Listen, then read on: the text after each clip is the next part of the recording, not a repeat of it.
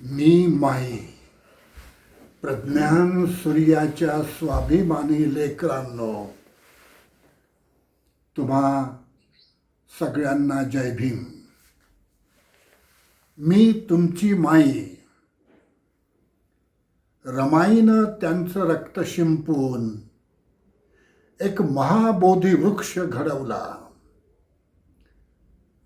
तुम्ही बाबासाहेब बघितले, पण हा सत्याचा महामार्तंड कधीही अस्ताला जाऊ नये म्हणून मी त्याच्या आयुष्याभोवती डोळ्यात तेल घालून पहारा दिला. बाबासाहेब म्हणजे विश्रांती विसरलेला आणि थांबणं माहीत नसलेला प्रभंजन. रक्तदाब, मधुमेह, संधिवात आणि गुडघेदुखी यांनी अशक्त झालेली ज्वाला विझू नये म्हणून मी सतत झटले आणि 8 वर्ष त्यांच्या मृत्यूला त्यांच्या आयुष्याच्या सीमेवर रोखून धरले. ही विझत चाललेली ज्वाला पुन्हा पेटली ती माझ्या पत्नीच्या वैद्यकीय कौशल्यामुळे, असं बाबासाहेबांनीच बुद्धा अँड हिज धम्माच्या प्रस्तावनेत लिहून ठेवलेलं आहे. बाबासाहेबांच्या पोखरलेल्या स्वास्थ्यानंच 1947 साली आमचा परिचय करून दिला. हाताबाहेर जात चाललेल्या त्यांच्या प्रकृतीमुळंच 1948 साली आमचा विवाह झाला. मी शारदा कबीर. बाबासाहेबांच्या प्रेमानं मला शरू म्हटलं आणि अनेक पत्रांमधून त्यांनी त्यांच्या प्रेमाचं सौंदर्य लिहिलं. पुनर्विवाह न करण्याचा निर्णय त्यांच्या तोळामासा प्रकृतीनं त्यांना तोडायला लावला. या ज्ञानयुगानंच माझं सविता हे नामांतर केलं. गोपा, यशोधरा आणि भद्रा कात्यायना असाच शारदा, शरू, सविता आणि माई असा माझ्याही नावाचा उत्क्रांती मार्ग आहे. विश्वसूर्यानंच माझं नाव सविता ठेवलं. सविता म्हणजे सूर्यच, म्हणजे त्यांनीच निर्मिलेला हा लहान सूर्य त्यांच्या महासूर्यपणात विलीन झाला आणि या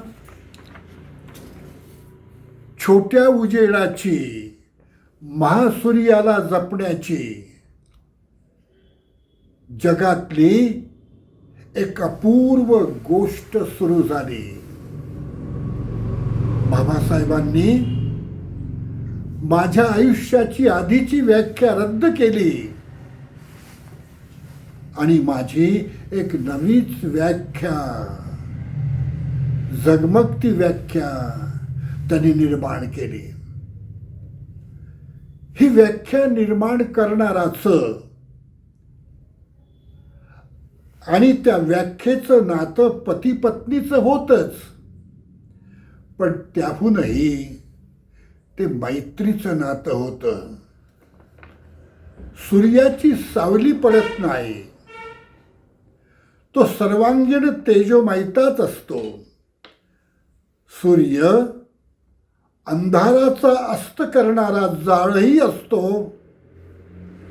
आणि अन्यायाचा दाह नष्ट करणारा चंद्रही असतो. त्याची सावली पडत नसली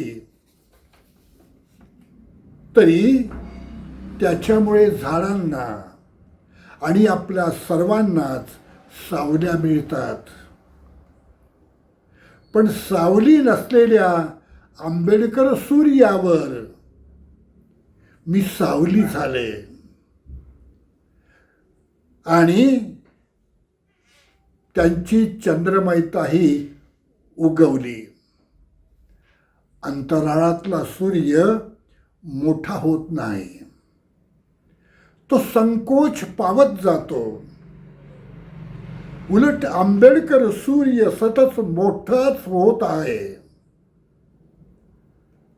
तो ज्ञानालाही ज्ञान आणि सत्यालाही परमसत्य शिकवतो.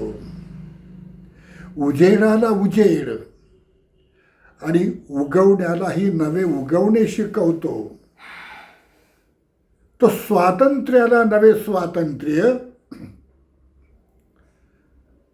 आणि संघर्षालाही नवे संघर्ष शिकवतो. बाबासाहेब वर्तमानाला निरामय भवितव्य शिकवितात. बाबासाहेब काळाच्या पुढे चालतात आणि त्याला निरंतर प्रस्तुत राहण्याचं व्याकरण शिकवतात. माझ्या जन्माला कधीही बघता आलं नाही, माझ्या जन्माला कधीही बघता आलं नसतं असं स्वप्न बाबासाहेबांनी माझ्या श्वासांमध्ये गुंफलं.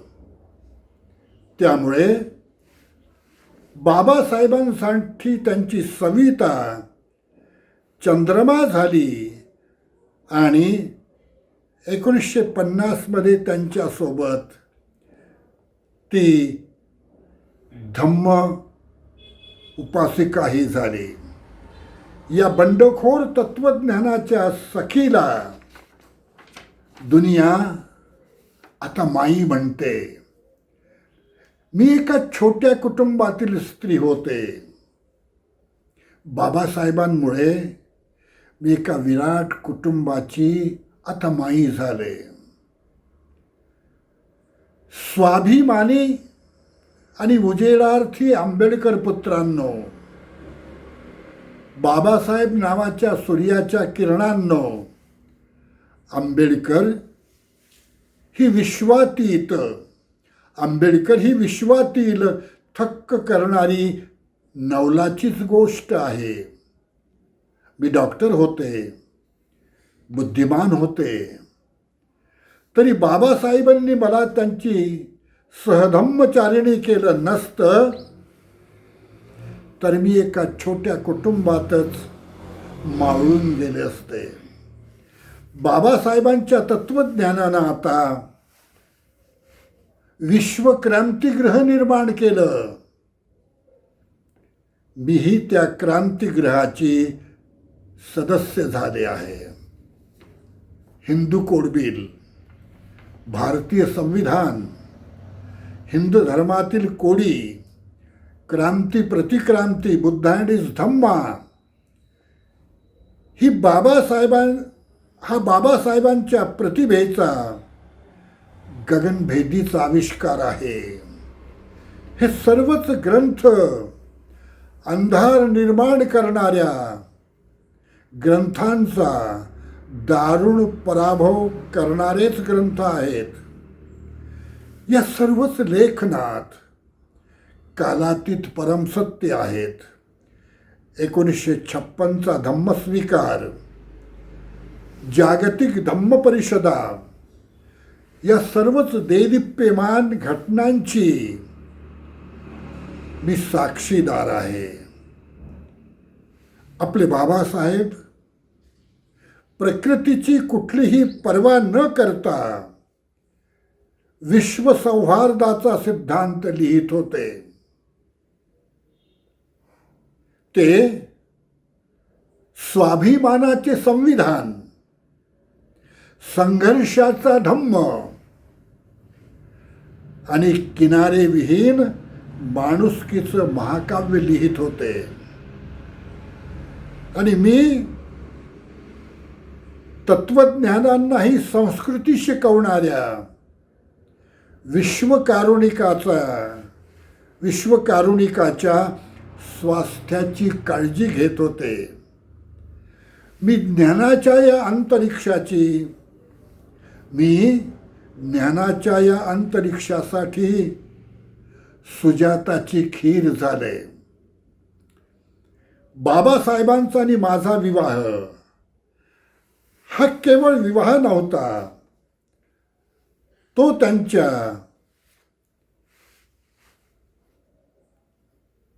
आरोग्यासाठी केलेला ऐतिहासिक करार होता. त्यांचं स्वास्थ्यच पहिल्या भेटीपासून आमच्या नात्याच्या केंद्रस्थानी आहे. तेच आमच्या विवाहाचं प्रियांबल होतं. म्हणून आमचा विवाह प्रकाश युगाच्या दिशेने निघालेला ध्येयवादी निरोप होता असं मला वाटतं. मी माई तुम्हाला सांगते की 6 डिसेंबर हा बाबासाहेबांचा मृत्यू दिवस नव्हे. या दिवसाच्या क्षितिजातूनच अनेक विद्रोही सूर्य निर्माण झाले. हा मृत्यूच्या मरणाचा दिवस आहे.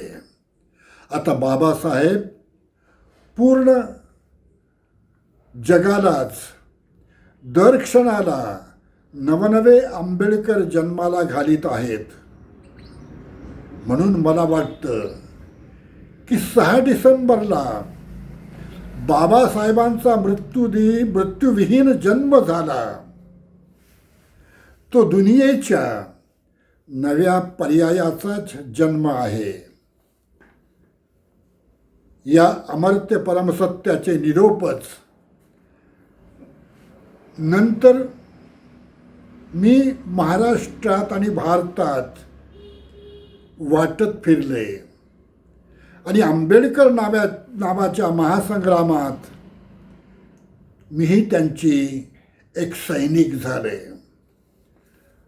बौद्धांच्या सवलती, मराठवाडा विद्यापीठाचे नामांतर, रिडल्सचे आंदोलन, महाबोधी विहार, स्वतंत्र बौद्ध स्थानाची मागणी, अशा आंदोलनांमध्ये आणि मोर्चांमध्ये पॅन्थरसोबत आणि इतरही परिवर्तनवाद्यांसोबत मी सक्रिय राहिले.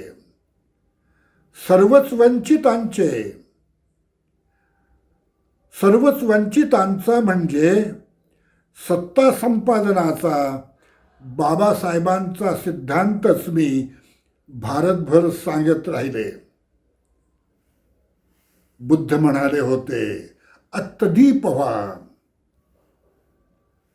बाबासाहेब आंबेडकर म्हणाले, अत्तधम्म व्हा, अत्तसंविधान व्हा.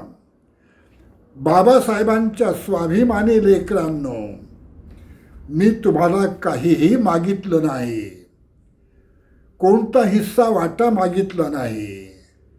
मी तुम्हाला एवढंच मागेन की तुम्ही सर्व आत्ता आंबेडकर व्हावे, दुनियेसाठी सर्वोत्तम व्हावे, आदर्श व्हावे.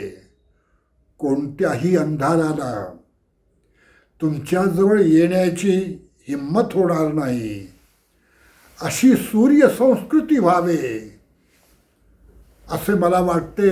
सूर्यपुत्रांनो, तुमच्या माईला हेच तुम्हाला सांगायचं आहे. मी तुम्हाला तुमची माई हाच निरोप सांगते आहे.